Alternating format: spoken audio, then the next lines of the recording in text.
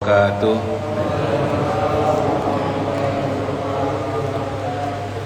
Alhamdulillahi Rabbil Alamin.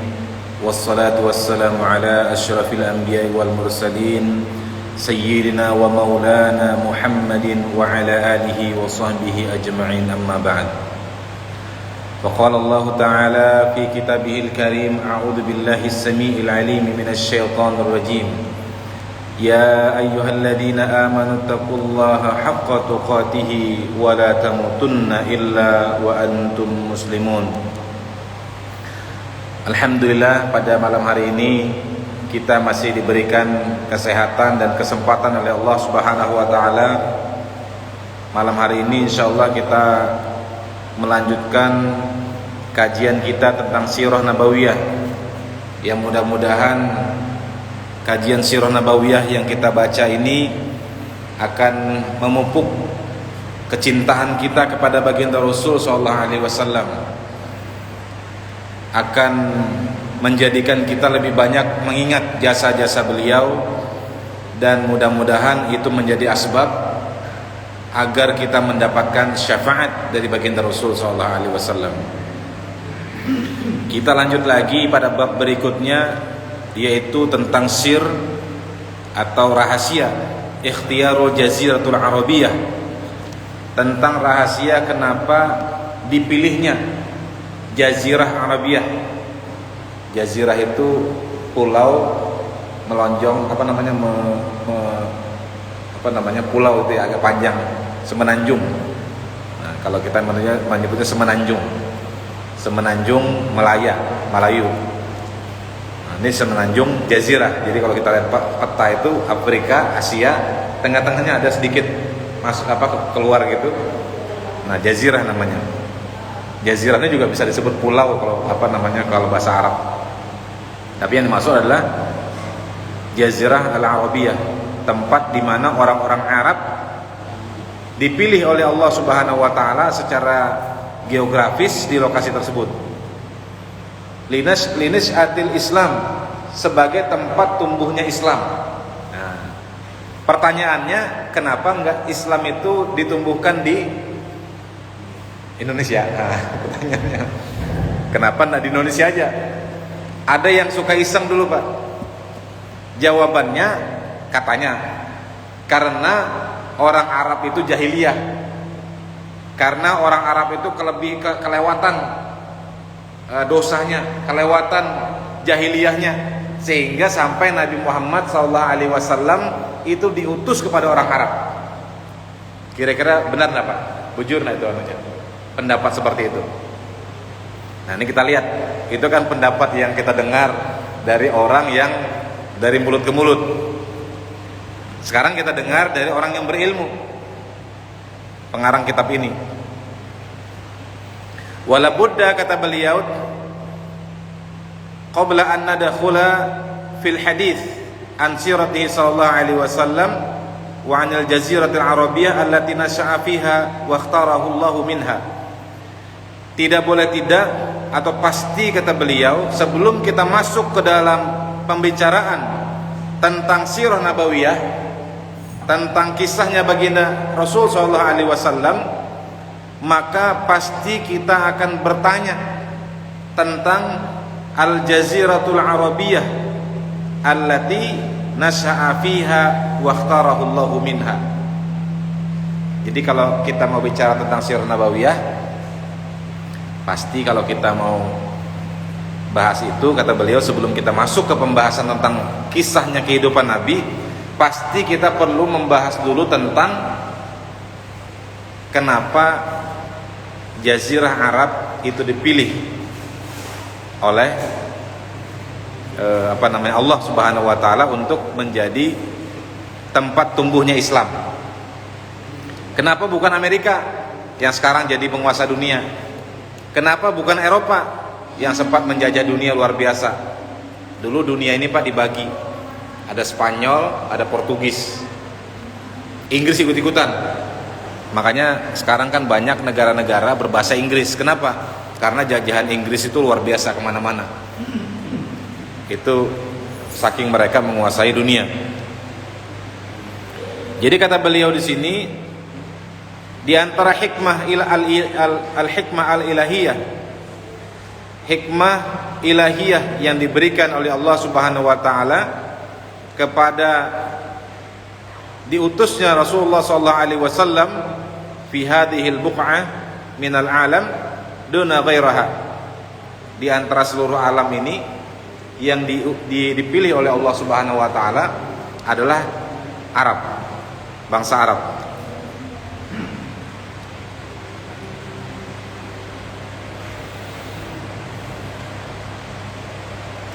Kata beliau, wali bayani hada yanbaghi awalan an na'lamu khasa'isul Arab, di antara kekhususan Arab ketika sebelum Islam itu adalah yang pertama kata beliau, faktor yang pertama adalah wa anna tatasawwarul buq'atal jughrafiyyah allati kanu ya'ishuna fiha. Yang pertama adalah faktor geografi, Pak. Jadi bukan karena faktor Abu Jahal orang Arab, kelewatan nakalnya, kelewatan kurang ajarnya yang namanya Abu Jahal sehingga Nabi sampai diutus ke sana. Itu kan kadang-kadang yang kita dengar, Pak. Bujur nanti, Pak. Ya kan, karena dianggap saking kelewatannya orang Arab sampai diutus Nabi ke sana. Nah, ini kita lihat di sini dibantah oleh beliau. Yang jelas kata beliau di sini, pertama, kenapa orang Arab dipilih? Karena kebetulan orang Arab itu yang pertama tinggal di tempat yang kalau kita perhatikan dalam peta, Pak, itu tepat di tengah-tengah bumi ini. Nggak percaya, Pak? Lihat aja. Bangsa Arab itu bangsa yang menjadi Arab itu jadi tempat pertengahan. Dia pertengahan di antara pertemuan antara benua Eropa dengan benua Asia. Pertemuan antara benua Afrika dengan benua Asia dengan benua Eropa. Kalau Bapak pergi ke Mekah dari Indonesia nih, berapa jam, Pak, kalau pergi ke Mekah ini, Pak, yang sudah pernah naik haji? Ya, 6 jam, ya, 9 jam lah. Kira-kira Bapak setelah 9 jam itu mau pergi lagi ke utara, ke barat, kurang lebih juga hampir 9 jam juga, nyampe ke pojok paling utara, paling barat dari daratan, yaitu daerah Maroko. Makanya ada yang mengatakan umat Islam itu menyebar dari Maroko sampai Merauke. Jaraknya itu, Pak, pas di tengah-tengah posisinya itu, ke utara, ke selatan kurang lebih juga. Dia tidak terlalu barat, dia tidak terlalu timur. Kalau terlalu barat, hidungnya mancung, tapi rambutnya pirang, orang Eropa. Kalau Bapak pergi ke daerah utara tuh Inggris, Skotlandia, Norwegia, makin ke atas tuh makin putih-putih ini pirang-pirang ininya.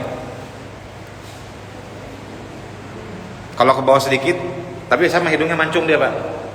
Ke bawah sedikit ke arah India, dari Arab itu ke India masih mancung hidungnya, tapi rambutnya sudah hitam. Kalau Bapak ke Mesir itu masih rambutnya agak pirang-pirang sedikit, apalagi kalau ke Turki.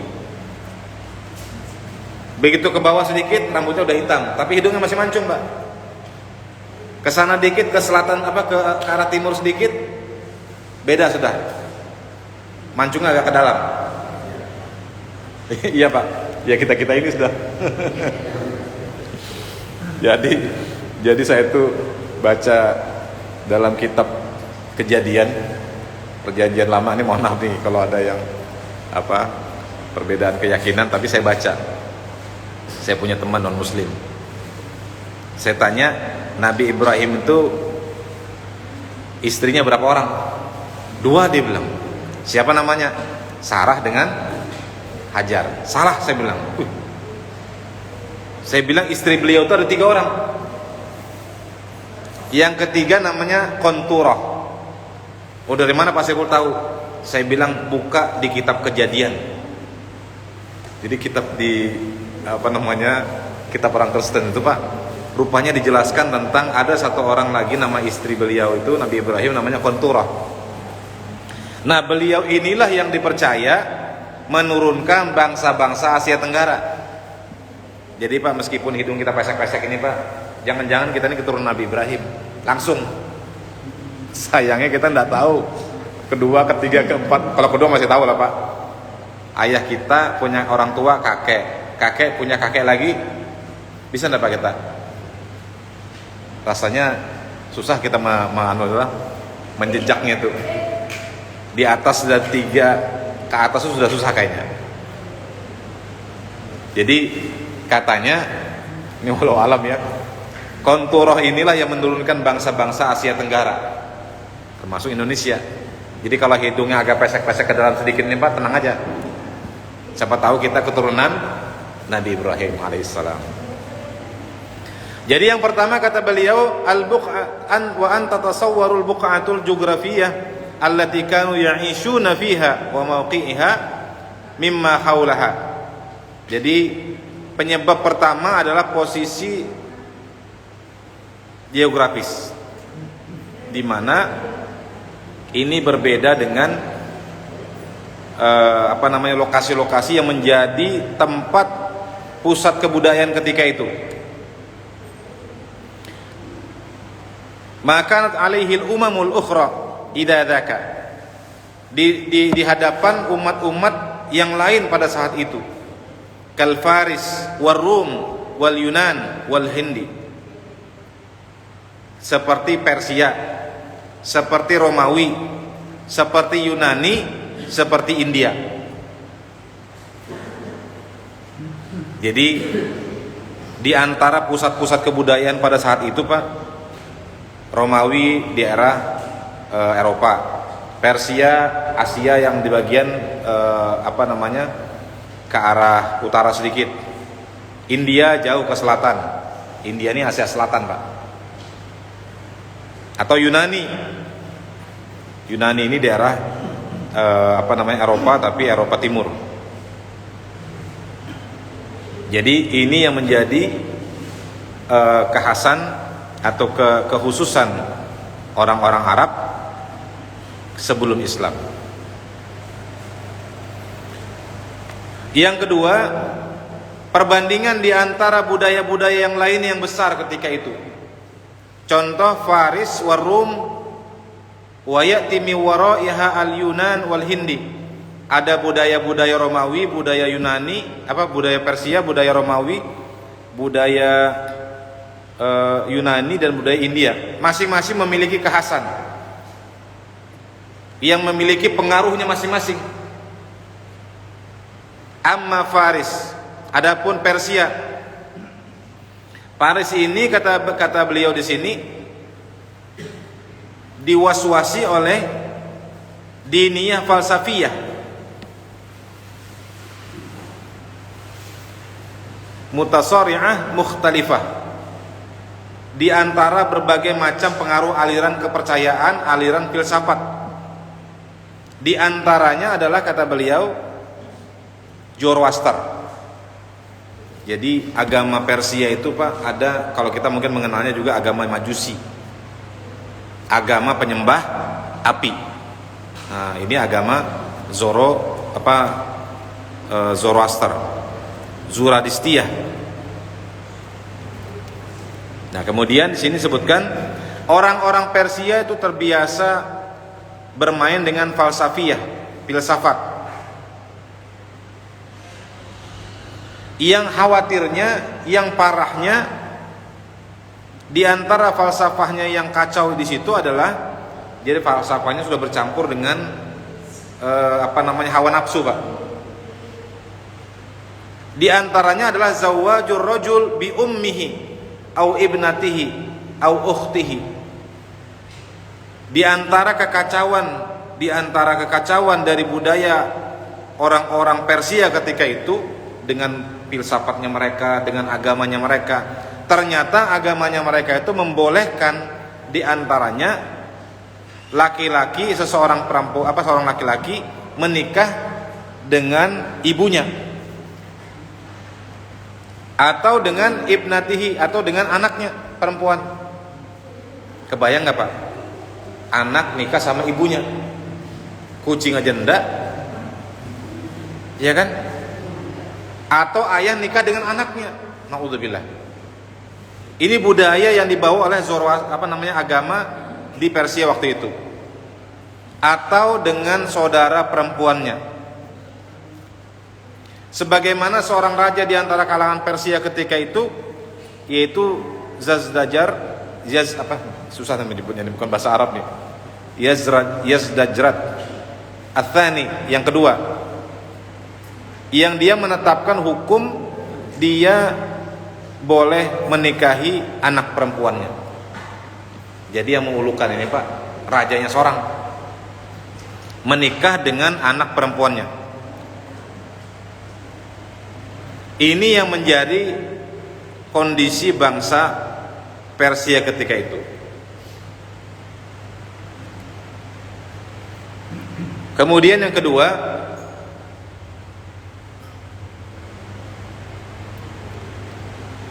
di antara filsafah yang lainnya,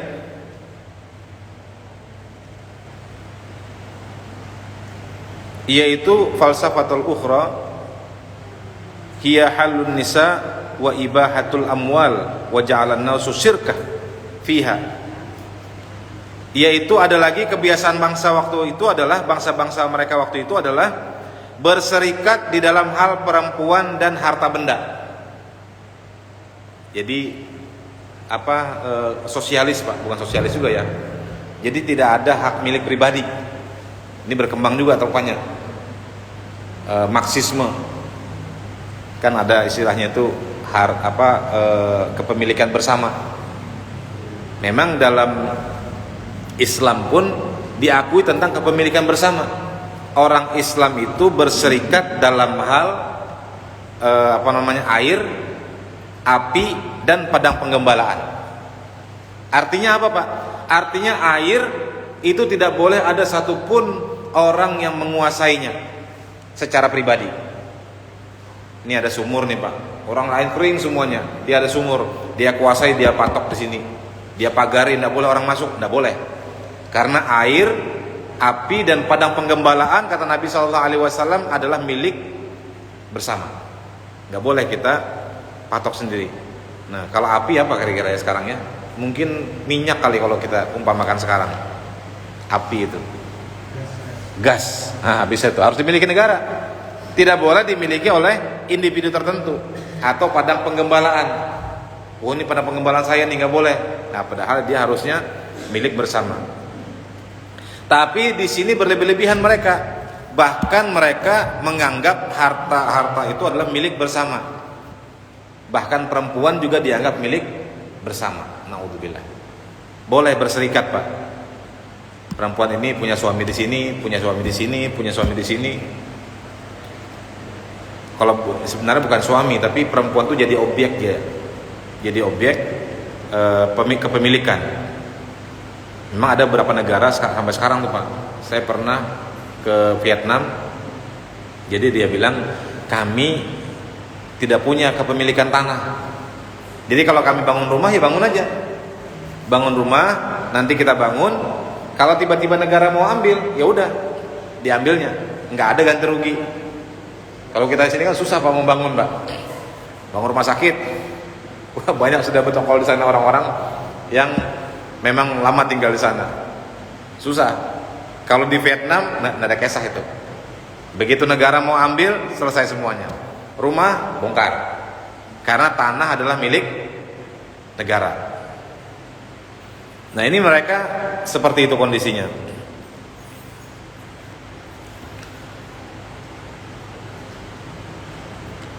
Sebagaimana kata beliau, berserikatnya kita fil ma wan nar wal kala, seperti kita dalam hal air, api, dan padang penggembalaan.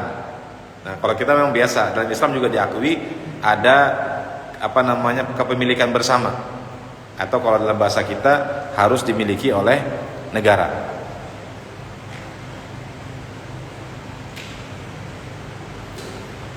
Adapun Romawi, wa ammar Ruman, Romawi, bagaimana keadaan Romawi?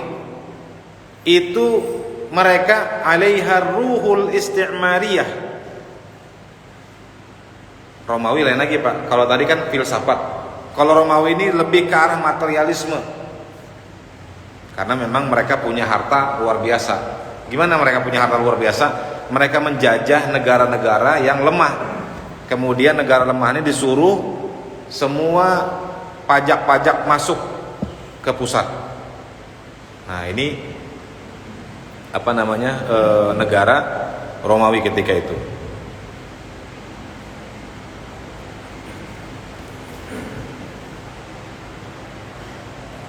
Ini perbedaan sedikit.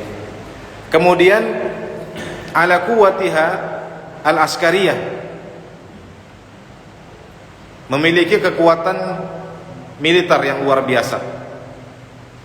Al-istimari,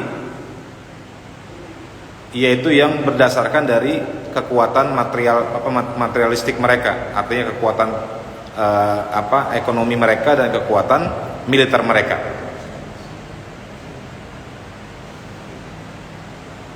Ini kondisi orang-orang Romawi. Tapi sama juga mereka dalam kondisi kesesatan dengan kelebihan harta yang mereka miliki ketika itu. Di sini disebutkan waz-zuluma al-iqtisadi, yaitu dari kegelapan perekonomian mereka. Artinya mereka punya harta yang banyak, tapi itu tidak membawa kepada kebaikan masyarakat mereka. Karena yang kuat menindas yang lemah, dan yang lemah kemudian betul-betul tidak bisa berdaya apa-apa. Itu yang kedua. Wa ammal Hindi, kata beliau. Adapun orang-orang India, sebagaimana dijelaskan oleh Abul Hasan An-Nadawi, orang-orang India ini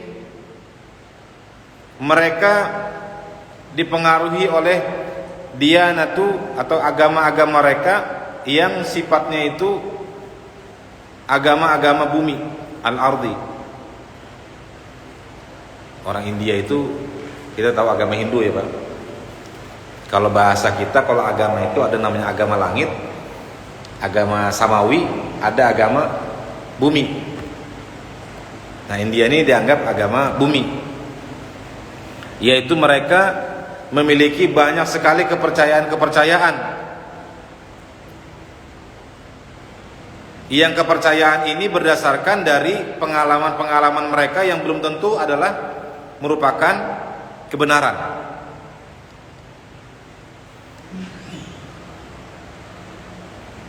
Ini yang dialami oleh orang-orang budaya yang di India.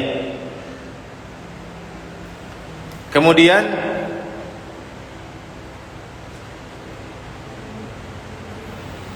yang berikutnya adalah kondisi orang-orang Yunani. Orang Yunani mereka juga cenderung kepada filsafat. Mereka meyakini tentang banyak hal yang berdasarkan pemahaman-pemahaman mereka dan nenek moyang mereka. Fi mukhtalifi anwa'iha, yang berbagai macam kepercayaannya itu.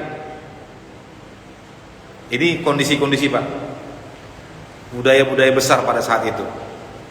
Nah, kemudian kata beliau, ammal jaziratul arabiyah, adapun jazirah Arabiyah, ba'idah, jauh dari semua pengaruh-pengaruh itu tadi. Bal manzilatu an mazahiri hadhil atrobat kulliha, jauh dari goncangan-goncangan budaya-budaya yang luar biasa tadi.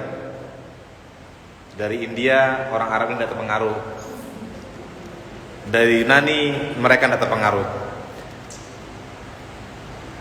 Jadi orang-orang Arab ini meskipun kita kenal mereka ini jahiliyah, tapi mereka tidak dipengaruhi oleh budaya-budaya yang saya sebutkan tadi. Kalau kita sekarang kan Pak, kita ini dipengaruhi budaya luar banyak. Datang budaya Arab, dibilangnya apa? Kearab-arapan. Nah, pakai gamis. Nah, ini kearab-arapan. Apalagi Pak? Macam-macam lah dianggap kearab-arapan. Nama kita juga Saiful Rahman. Nah, itu Arab-arapan juga.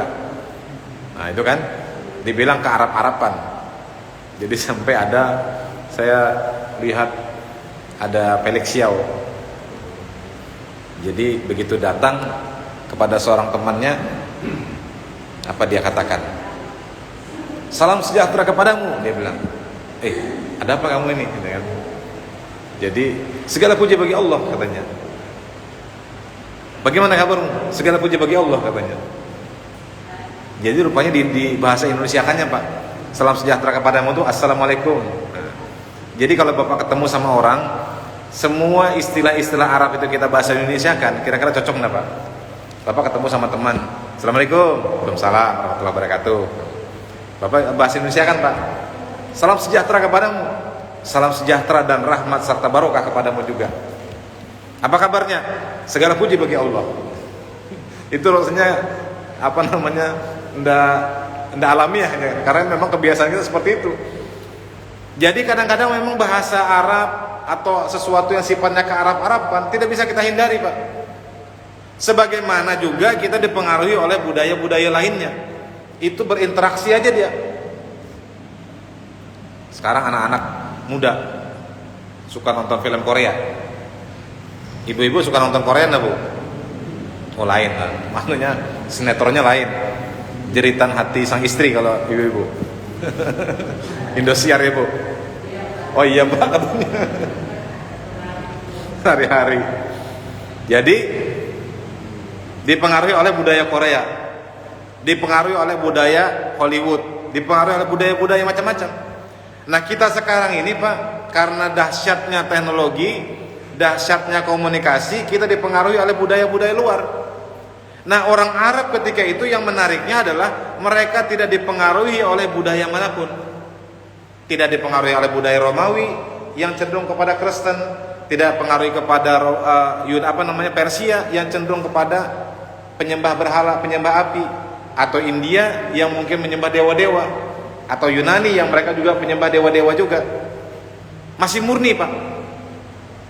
Orang Arab itu memiliki kemurnian sebagaimana kemurnian yang diajarkan oleh Nabi Ibrahim alaihissalam, nenek moyang mereka. Nah ini yang menjadi keistimewaan kenapa bangsa Arab itu dipilih oleh Allah Subhanahu wa taala menjadi tempat tumbuhnya Islam. Mereka tidak dipengaruhi oleh Askari Ar-Rumani.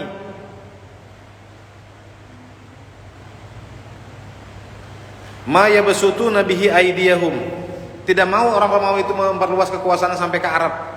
Ini juga bingung Pak. Jadi kekuasaan orang Romawi itu Pak hanya sampai daerah Syam. Nggak mau mereka melanjutkan sampai ke bawah, sampai ke Mekah itu nggak mau. Ini entah kenapa. Mungkin apakah karena dianggap nggak ada potensi apa-apa. Ini nggak ada menariknya nih tempat ini, gersang, nggak ada menariknya. Apa kelebihannya? Sumber daya alamnya nggak ada waktu itu ya. Belum tahu dia minyak kemudian membuat Arab Saudi kaya, karena sepertiga minyak dunia ada di Saudi Arabia. Mereka juga tidak melihat bangsa Arab itu pandai berfilsafat. Nggak ada filsafatnya orang Arab itu. Orangnya murni saja. Mereka hanya memiliki budaya asli mereka.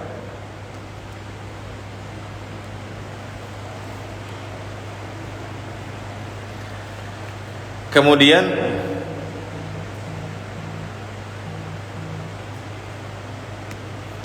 orang-orang Arab itu mereka tumbuh dalam fiha al-fitratul insaniyah as-salimah. Mereka memiliki budaya asli manusia yang cinta dengan kedamaian. Nah, ini kita lihat dari sisi positifnya bangsa Arab ketika itu. Tidak mau mereka wan naz'atu al-qawiyah ilal ittijahat al-insaniyah. Berhadap-hadapan antara manusia dengan yang satu yang lainnya itu mereka mencoba untuk menghindari. Dan mereka dikaruniai sifat-sifat yang baik, kal wafa, seperti rasa loyalitas atau kesetia kawanan, wal karam atau kemuliaan, wal iffah atau menjaga diri. Akan tetapi mereka juga memiliki beberapa sifat buruk. Sini disebutkan, yaitu idza kanu ya'ishuna fi zulmi minal juhala, yaitu mereka hidup juga dalam kejahilian mereka, kegelapan kejahilian mereka, yaitu fakana yughlabu alaihim bisababi dzalika ayyudallu at-tariq ila tilkal qayyim al-insaniyah fayaqtulul aulad bidafi'u asy-syaraf wal iffah. Tapi ada kelemahannya orang Arab ketika itu, Pak. Karena saking mereka menjaga kemuliaan mereka, menjaga iffahnya mereka, menjaga harga dirinya mereka, sehingga mereka dikalahkan oleh rasa kejahilian mereka itu, sampai kemudian ayyudallu at-tariq, mereka tersesat dalam jalan yang ditempuh oleh mereka, yaitu diantaranya fayaqtulul aulad, mereka membunuh anak-anak mereka yang perempuan untuk menyatakan kemuliaan mereka dan harga diri mereka. Jadi mereka merasa kalau punya anak perempuan, Pak, itu nggak bergengsi, nggak bisa diajak kerja, nggak bisa diajak berperang, jadi beban keluarga. Itu anggapannya kalau perempuan di zaman Arab jahiliyah. Kenapa? Karena kalau perempuan ini malah jadi beban bagi mereka, akhirnya dibunuh. Kadang-kadang masih kecil, masih bayi, dibunuh oleh mereka. Ini kelemahannya bangsa Arab, yaitu bangsa Arab karena saking menjaga kemuliaan mereka, menjaga iffahnya, harga diri mereka, sehingga kemudian tertutupi oleh kondisi jahiliyah mereka, sehingga kemudian mereka berani membunuh anak-anak perempuan mereka karena daripada malu, kata mereka. Inilah yang disampaikan oleh Allah Subhanahu wa taala dalam suratul Baqarah ayat yang ke-198, a'udzubillahi minasyaitonirrajim.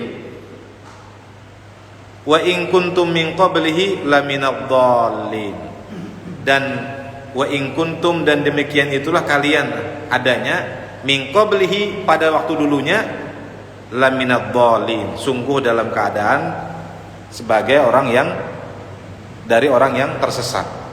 Nah, ini yang disampaikan oleh Allah Subhanahu wa taala, bahwa orang-orang Arab itu ada kelemahannya. Jadi kalau di sini dibantah oleh beliau bahwa kenapa bangsa Arab dipilih, itu bukan karena seperti yang kita percayai, misalnya bangsa Arab saking jahiliyahnya. Jahiliyahnya bangsa Arab itu tidak kalah juga jahiliyahnya lagi orang lain lagi. Jahiliyahnya orang Persia sampai menikahi putrinya sendiri. Siapa yang mencontohkan? Rajanya seorang. Itu jahiliyahnya mereka. Jadi kalau orang Arab seperti itu, ya wajar aja. Yang lain juga parah di zaman itu.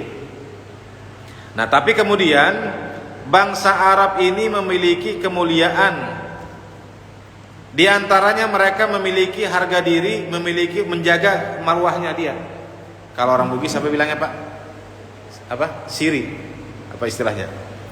Nah, itu harga diri sudah. Malu kita. Nah, orang Arab punya seperti itu juga. Bahkan mereka ketika ingin menjamu tamunya, Itu digambarkan bagaimana kemuliaan orang Arab di zaman jahiliyah. Kalau dia sudah mau memuliakan tamunya, Pak, dia punya satu ekor kambing, satu-satunya kambingnya ini yang dia punyai, tamunya ini mau dimuliakan oleh dia, disembelihkan, Pak, kambingnya itu. Makanya nggak heran kita ketika ada sahabat Nabi datang, ada orang datang kepada Nabi kelaparan. Kata Nabi, siapa yang bisa menjamu tamu saya ini kelaparan? Karena Rasulullah menyuruh ngambil makanan di rumah, ternyata Rasulullah nggak punya makanan. Akhirnya ada seorang Ansor, orang Madinah, angkat tangan, ya Rasul, saya yang menjamu dia. Begitu dibawa pulang ke rumah, dicek rumah, kata istrinya, kita nggak punya makanan. Ada juga makanan, hanya cukup untuk anak kita. Anak kita lagi lapar. Waduh, gimana caranya ini? Sudah terlanjur bilang sama Nabi, udah gini aja, anakmu ini suruh tidur dulu.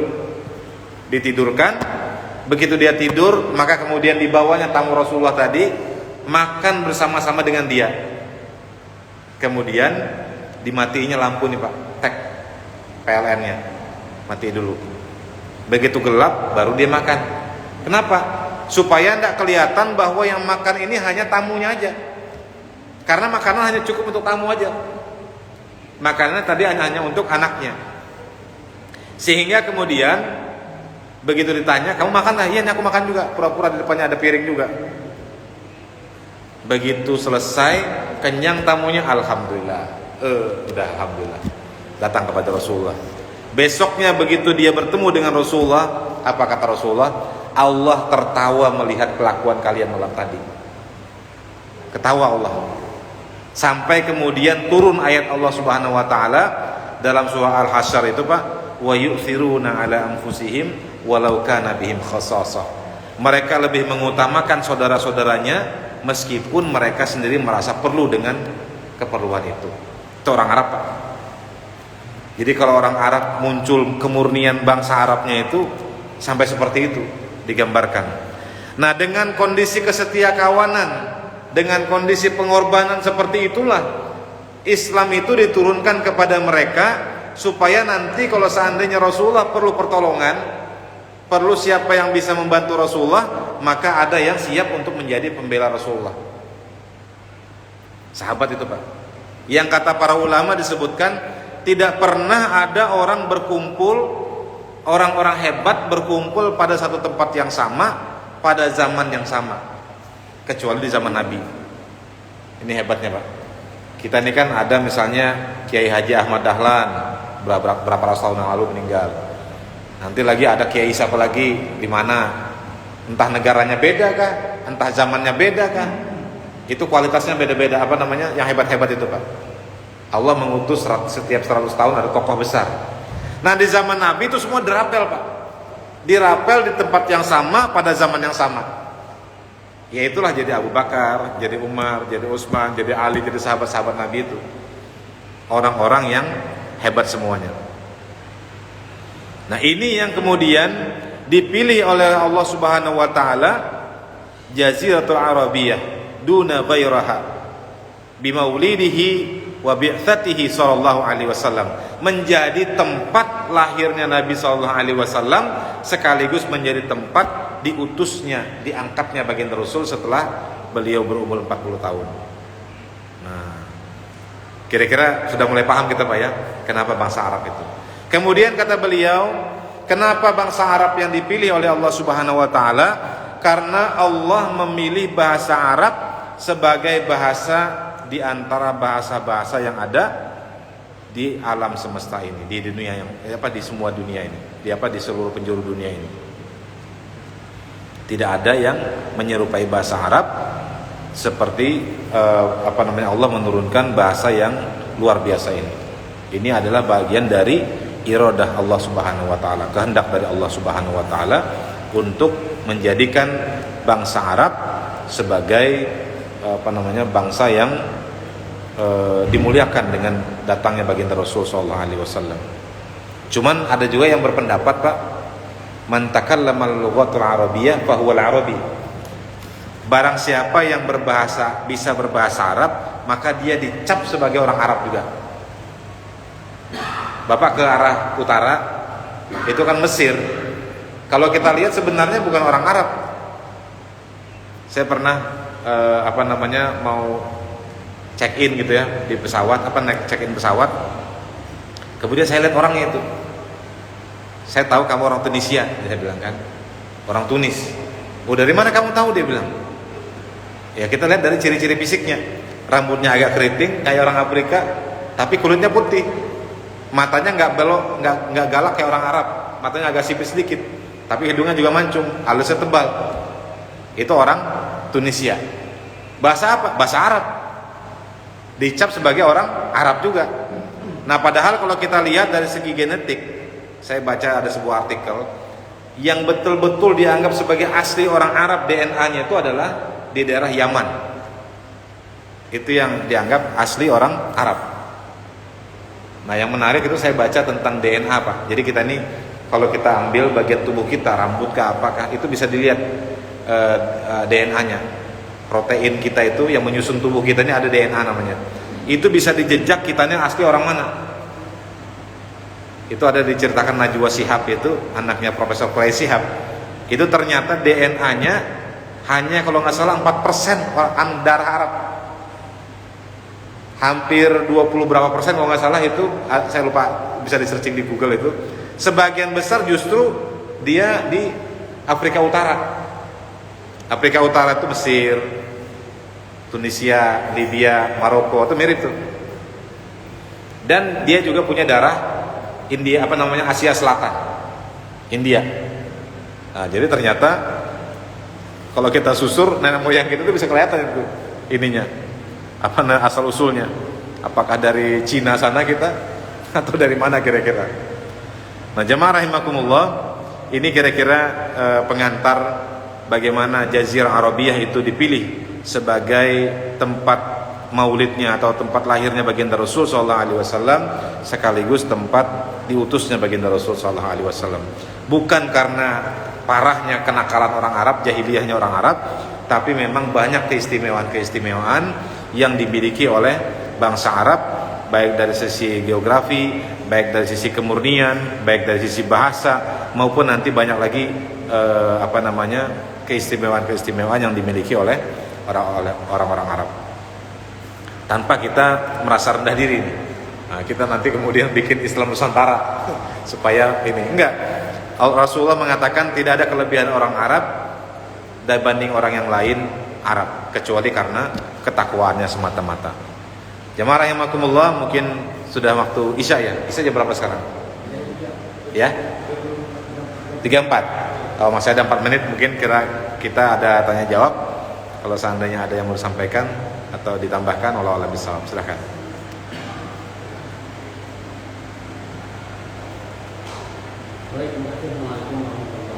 Assalamualaikum warahmatullahi wabarakatuh.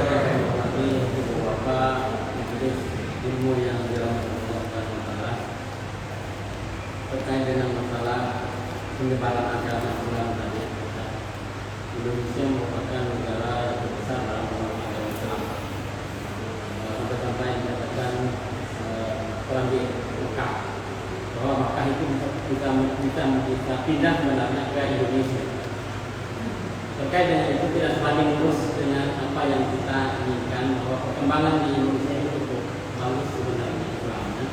Hanya memang dari sisi hal-hal yang lain itu berpengaruh, mungkin apa yang disampaikan kita tadi, berbagai macam masalah.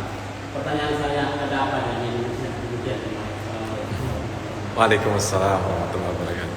Menarik sekali, Pak. Ada apa dengan Indonesia? Jadi ini jawabannya panjang nih, Pak. Nanti insya Allah kita jawab lagi pada pertemuan-pertemuan berikutnya panjang. Tapi kira-kira ringkasnya, memang Indonesia ini mengalami dinamika yang luar biasa, dinamis. Dari agama awal dulu kan orang-orang banyak menganut agama Hindu, masuk Buddha, masuk Islam, masuk Kristen. Nah, yang menarik ini bagaimana ajaran Islam itu sedemikian luar biasa berpengaruh dalam kehidupan kita, Pak. Jadi saya melihat bahwa sesungguhnya akar budaya Islam itu jauh sebelum sejarah membuktikan bahwa tahun 1100 misalnya Islam pertama kali masuk ke Samudra Pasai. Saya meyakini Pak, sebagaimana kalau tidak salah Buya Hamka juga menulis sejarah Islam itu. Islam itu jauh masuk sebelumnya. Ketika Sayyidina Utsman bin Affan mendirikan angkatan laut. Jadi dulu sahabat itu Pak, banyak di antara mereka nggak bisa berenang. Karena di Mekah tuh belum ada kolam renang waktu itu Pak. Jadi nggak bisa belajar berenang, jauh ke pinggir laut kan. Tapi mereka semangatnya untuk mengejar, menyebarkan dakwah itu luar biasa. Sampai kata sahabat itu, kalau seandainya tidak ada lautan ini, habis semua orang Islam semua ini. Bayangkan Pak, itu ininya mereka, semangatnya mereka. Jadi saya meyakini Islamnya Indonesia itu jauh sebelum 1100 atau 1200 yang kita kenal sekarang ini. Pasti di zaman sahabat kah, atau zaman tabi'in kah, bahkan ada yang mengatakan di zamannya Muawiyah Islam sudah sampai ke Jepara, sudah sampai ke Indonesia. Nah cuma kemudian ketika penjajahan sekian ratus tahun, itulah yang kemudian mencoba untuk mengurangi jejak pengaruh budaya Islam itu Pak. Budaya Islam mau dikurangi pengaruhnya. Nah kalau kita bertanya ada apa dengan Islam? Nah ini kita tanpa menyadari bahwa ternyata banyak sekali kekuatan Islam, potensi Islam itu dikuburkan selama masa penjajahan itu. Jadi kira-kira gitu Pak, itu jawabannya. Jadi panjang nanti insya Allah kita nanti hidup lagi Rasul ini banyak kisah-kisah yang bisa kita kaitkan dengan negara kita. Tapi insya Allah nanti akan mudah-mudahan Allah berikan waktu dan kesempatan. Dan sekarang sudah waktu Isya, mudah-mudahan bermanfaat apa yang kita bahas pada malam hari ini. Mudah-mudahan kita senantiasa mencontoh baginda Rasul sallallahu alaihi wasallam, dan mudah-mudahan kita mendapatkan syafaat baginda Rasul sallallahu alaihi wasallam. Subhanakallahumma bihamdika asyhadu an la ilaha illa anta nastaghfiruka wa natubu ilaik. Wabillahi taufiq wal hidayah. Assalamualaikum warahmatullahi wabarakatuh.